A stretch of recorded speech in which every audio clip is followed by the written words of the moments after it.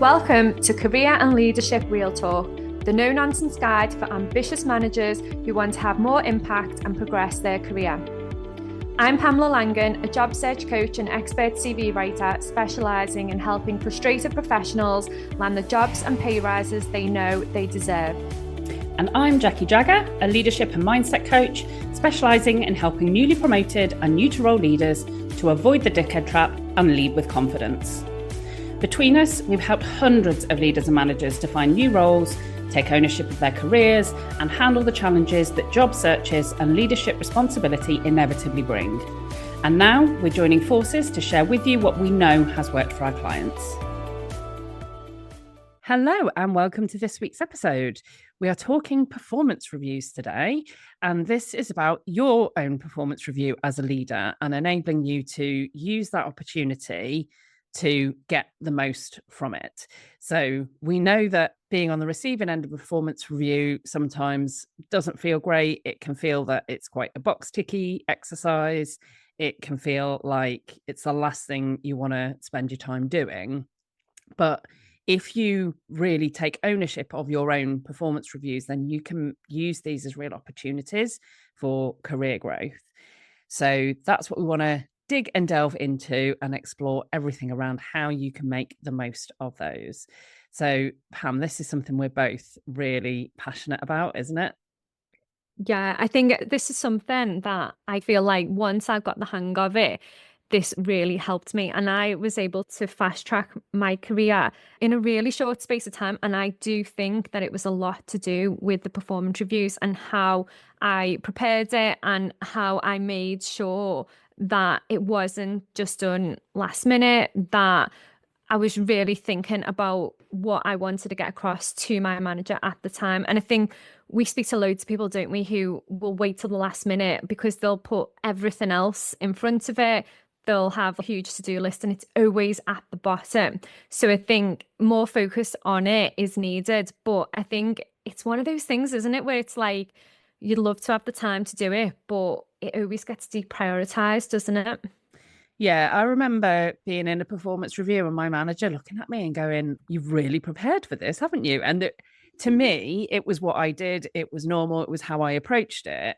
And I think it was probably from that was the realization of, okay, other people maybe don't attach this. So yeah, it is so easy to not allocate time and effort to doing it, but I think it's really missing a trick. How can people start to take control of the performance review process for themselves then? Where do they start? If you don't want to be that person that kind of leaves it to the last minute, if you want to make sure that you do show up in the best possible light in your performance review, what are some of the steps that people need to start with?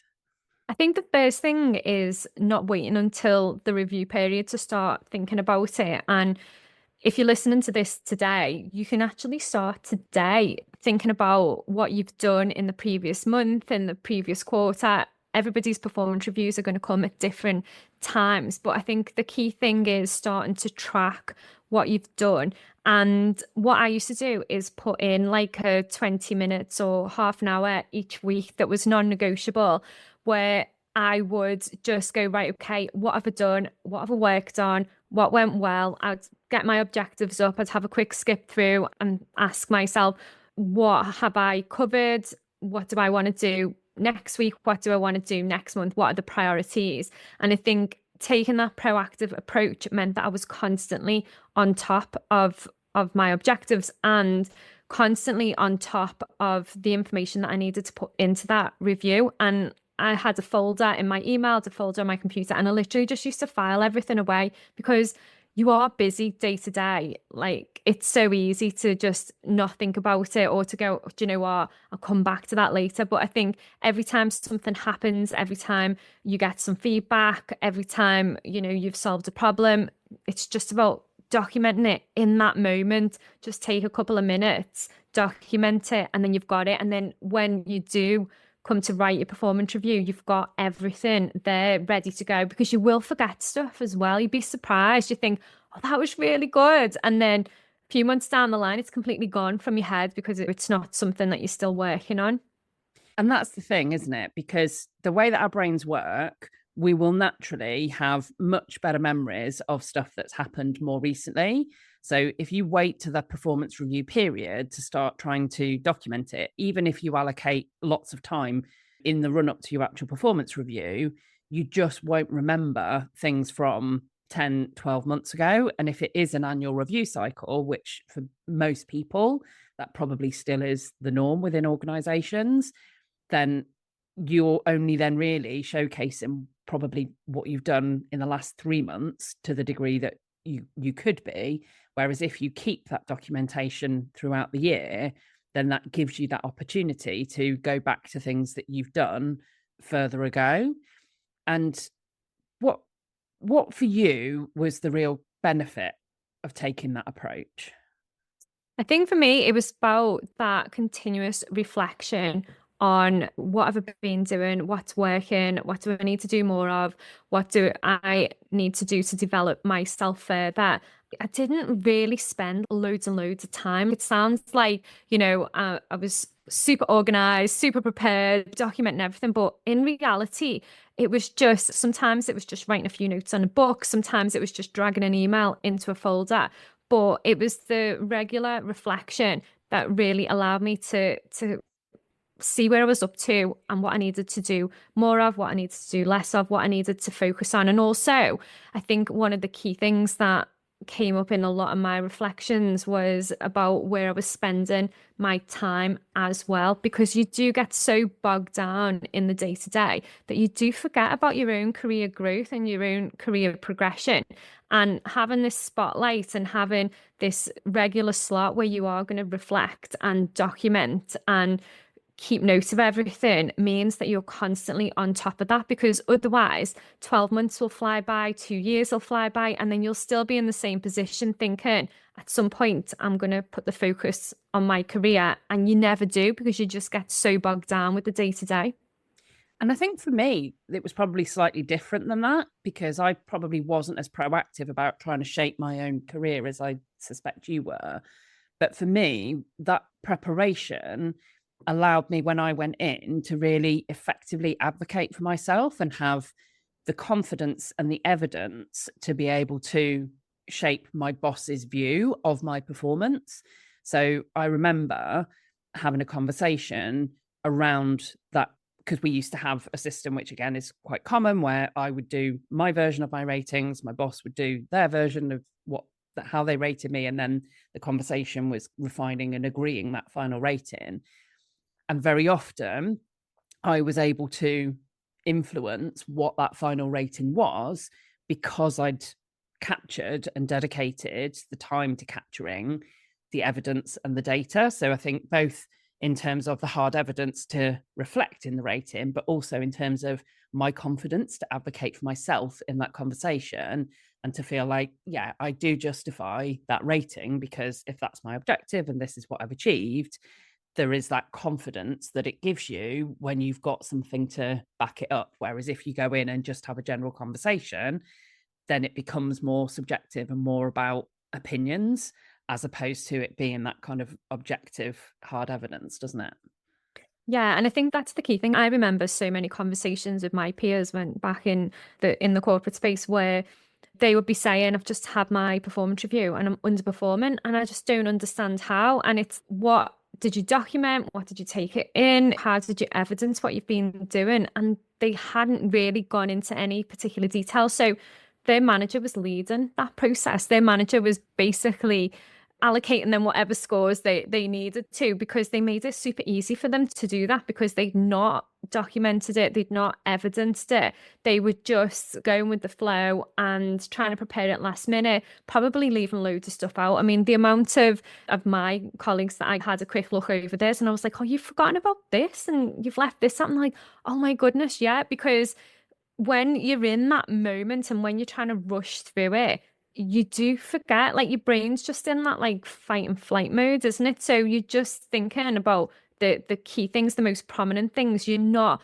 really thinking about, some of the detailed aspects. And some of the things can just feel like the day to day, but actually you've made a fairly big impact or you've helped get a project over the line or something, but you're just seeing it as part of the day to day. So there are things to reflect on as well. It's like, where are you adding value? And if you're doing that regular reflection and I'm not adding value, you've got an option there. You can do something about it, or you can go, actually, maybe I feel like I'm not adding value because I've hit a ceiling point in this role. And it's then time to start thinking about, okay, does this mean I'm ready for the next step up, step in a different direction? What does that mean? And I think that's where I found from tracking everything, logging everything, and really reflecting that it allowed me to take those steps up a lot quicker than any of my peers or my colleagues because I was just on top of it so much. So there was never any doubt in my performance review what I delivered and what I brought to the table. It was all there, it was all evidence. And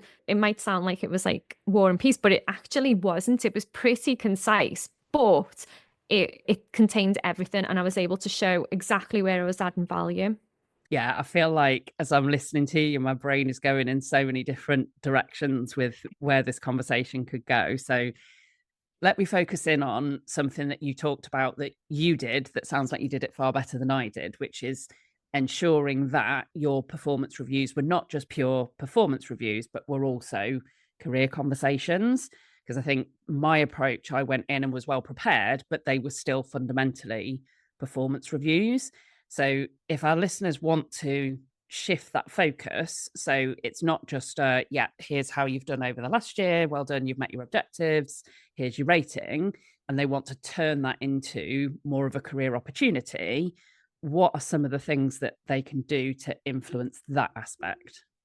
I think the key thing is going to be like taking ownership in that meeting and making sure that you put that career development focus into that session. And I suppose it's about not just showing up and waiting for the feedback from your manager. It's about using the review session to get insights on how you can take your career to the next level and asking how you can do that, how they can support you in getting to the next level. So some of the things that you can do, you can ask some targeted questions. You can be super direct. You can say, okay, if I want to get promoted or gain more visibility within this organization, what do I need to do? Or what do you need to see from me? And you can just ask them directly. Obviously, if you're going to ask questions like that, you want to make sure that you're ticking all of the boxes on the objectives and everything, that you've evidenced as much as you can, and you know that you're performing in that role.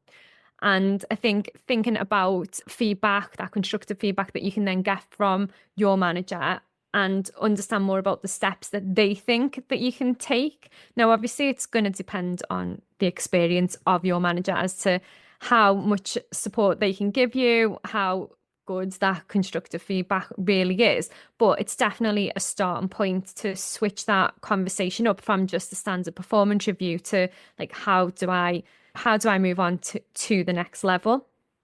Yeah, I think it's really interesting you saying targeted questions because I think that's so crucial as part of this. It's very easy to say, I'm ambitious, I want to get promoted. Do you see me as ready?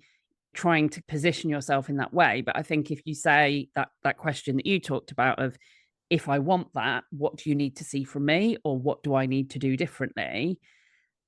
Does that in a way where you're positioning that this is my ambition, this is what I want for myself, but does it in a way where you're then proactively getting some feedback that's going to help you to achieve that? So it's almost planting the seed without putting yourself out there and saying, I'm expecting this now. When can I be promoted? It's saying, give me the advice, give me the information. And what I love about that is that when people give you guidance and advice on how to achieve something, there's almost an emotional contract then where they feel invested in you actually achieving that outcome. And it's just a psychological aspect of when somebody gives you advice and guidance, if you take it, then they feel like it reflects on them. So I think that's a really smart way to approach that type of conversation. And the other thing that I think can be really useful is that aspect of looking for how your own career development can align with the company's objectives.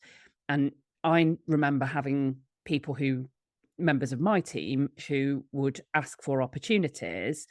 And one of the things that always influenced me was when I could see how that could help me achieve my objectives, then obviously I'm going to give that my blessing and my back in. So if somebody's showing that they want something as an opportunity for their own development, and I can see how that's going to help me, then that's easy for me to say yes to. Yeah, I think that's the key thing, isn't it? Because in that position as the leader or the manager, you want your team to win because it looks great on you. But I also think as well, sometimes when people turn up to those performance reviews and they haven't really evidenced everything and you're not really sure what they have been working on or what they've brought to the table, and then they move into the conversation about, oh, I'd like to move on and get promoted, it can be quite difficult. So that's why I think if you can get everything like documented and go in, you're going to go in with everything ready to go. So it's really clear that this is the time for the next step. I do think that also makes it easier for that manager to get behind you as well. And there's nothing better than seeing someone from your team progress or being able to retain the talent within the organization because you've supported that person. And so on that topic of feedback, then, if maybe your performance isn't outstanding at the moment, or if there are aspects of it where the feedback isn't so glowing, I think that's really hard to handle. So how can people prepare themselves if it's not so much about that career growth and aspiration, but more about, okay, now I've done my prep, maybe I'm not exactly where I need to be. How can people best prepare themselves for criticism or for negative feedback? I think with that, I mean, if you pull everything together and you've got some gaps there, like if you've done it in advance and you've not left it till the last minute, you've definitely got an opportunity to try and plug those gaps. And I would say, first of all, if you can do that before you get into that review, then that is definitely something that should be like high on your agenda because that can be really useful then for you to say, I reviewed and then these are the areas that I felt like I needed to work more on. You can have a more open conversation around those things. But I think in terms of dealing with the criticism that comes through, if you know there's areas that you've missed, it's going to be super tough to take that feedback because nobody wants to know that they've done something wrong or they've not done enough or maybe they've been focused on the wrong areas. So I think the key thing is making sure that you've done the prep in advance so you know what is potentially coming. See if there's any ways that you can plug those gaps. But if it's too late and you can't, it's about looking at or it's actually about listening to that feedback and taking it on board, but also demonstrating what your strengths are and being able to have that conversation. It's not just a case of sitting in there and getting told off like we're at school. It's okay, maybe I didn't get round to completing this element, but actually over here I've delivered X, Y, and Z and really lean in to your strengths. But also think about accepting the feedback and acting on it if it is relevant. Only you can really make that judgment. I think the worst thing you can do is get really upset about criticism. I think it's never nice to hear if somebody thinks you've done something wrong or you've not done enough. But at the same time, there's a real opportunity for growth there from understanding their perspective, but also dealing with your own reactions and responses to that as well. Yeah, there's a phrase I use of you can't grow if you don't know. And it's that aspect of, I think people expect themselves to not receive any critique. It's almost if I'm good enough, then there won't be any gaps. I'll have plugged them all. But in reality, personal and professional growth is a lifelong endeavor. It's not something where you get to a certain age or a certain career stage and you're supposed to be perfect.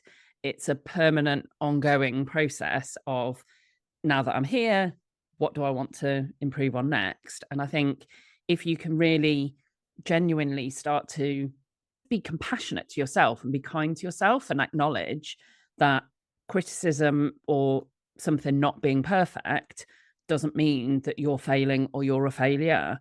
What it means is this is a gap that you can, now it's been exposed, now that then you can choose to grow. So I think it starts with how you treat yourself and what you expect of yourself. And I think people, certainly with my clients, they're very quick to beat themselves up. They have this high expectation of, I'm supposed to be perfect. And that's just not the reality. Yeah, it's a hard one because I totally feel that one of the things that I absolutely hated during my career was criticism. But the with that, I found that as soon as I accepted it and thought about it and didn't take it personally, that's when I really started to grow. And what I realized is that some people will just criticize because that's what they're all about. But some people will criticize and give constructive criticism because they do genuinely want to support you and want you to grow. So I feel it's one of those things where it's horrible, but it's necessary to grow. And I think if you're going to own your own development, you need to be ready to discuss areas of improvement as well as all of the things that you're doing really well.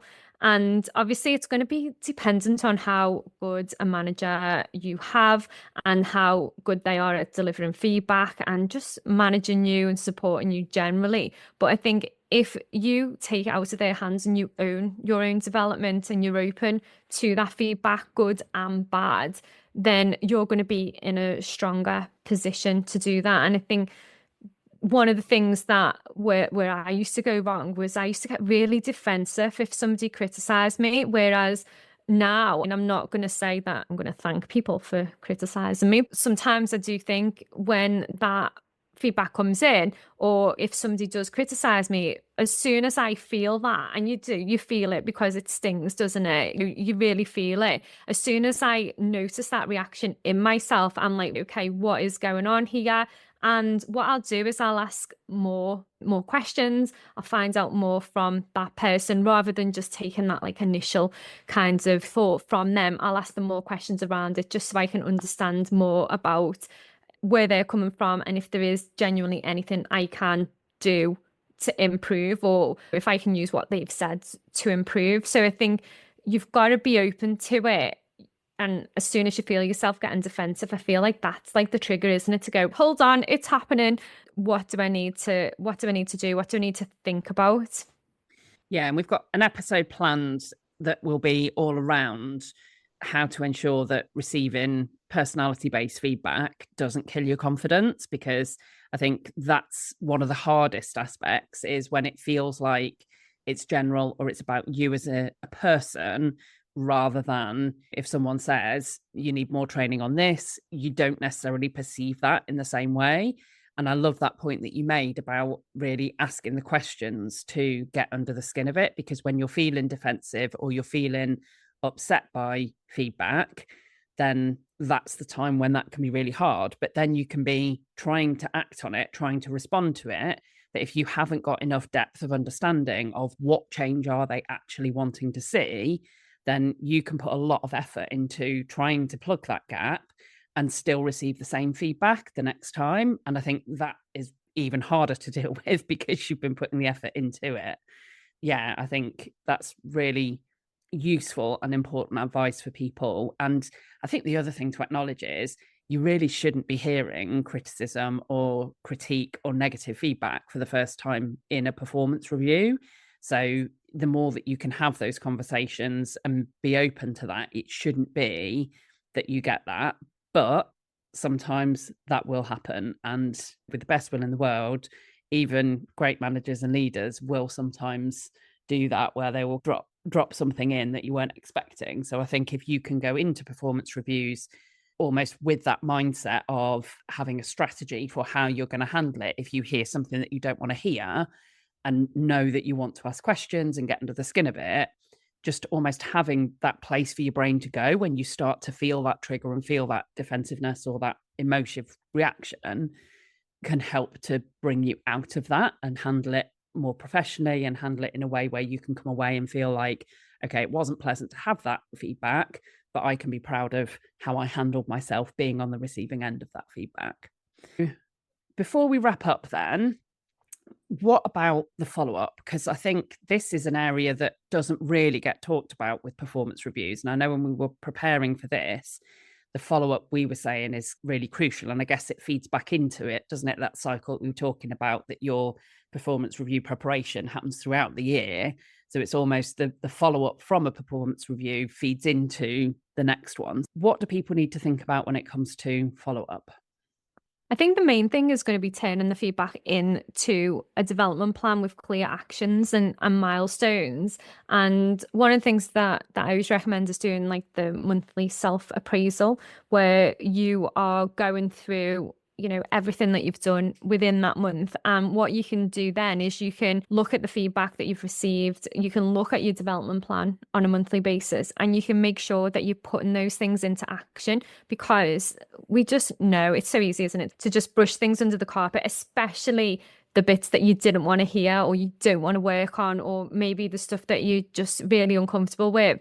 They're the things where you'll just push them to the to the back of the queue until the next performance review comes around. And I think they fly around so fast that if you don't take that feedback and turn it into a development plan, you just run the risk of getting to the next performance review and having not achieved anything that you wanted to, or to resolve anything that you needed to resolve. So I think the EPIC framework that Katie Walton shared with us when she came on the podcast was brilliant, and you could definitely think about using that and implementing that in terms of creating that plan. Yeah, I loved that framework. It's one that I wish I'd known about when I was employed. So if you didn't listen to that episode, the framework is EPIC. So E stands for experiences. So what experiences could you have that might allow you to develop? So that might be things like being part of cross-functional project teams. It might be going to industry events. There's all kinds of different experiences that you could seek to have that would enable your growth. P is people. So what people could you learn from? So could there be an opportunity for working with a mentor internally or externally? Are the people that you can learn from? So if there's a skill gap, for example, then it might be thinking about who does that really well, and could you have some time with them to either observe and see how they operate and how they put that skill into practice, or learn from them. And then I is information and C is courses. So information could be researching, podcasts, YouTube, all of that kind of stuff that you can get access to. And then courses would be your more kind of formal career development and training. And it's a really useful way to start to think to yourself, if you've got a create a development plan for yourself, what would fit into each of those categories that might allow you to action the review that you've had and enable you to meet the career goals that you're setting for yourself. So yeah, brilliant framework.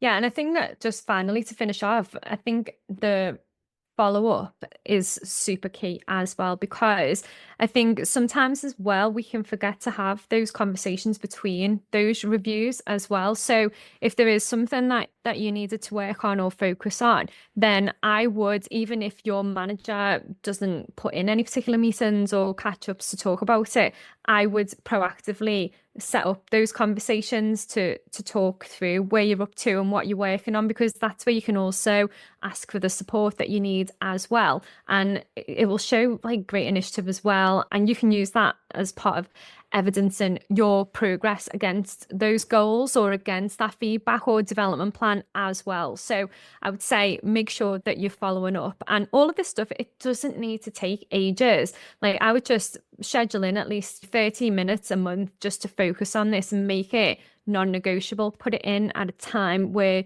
you know that you're going to be relatively undisturbed, so that you can make sure that it is non-negotiable, and you can make sure that you're keeping on top of all of this.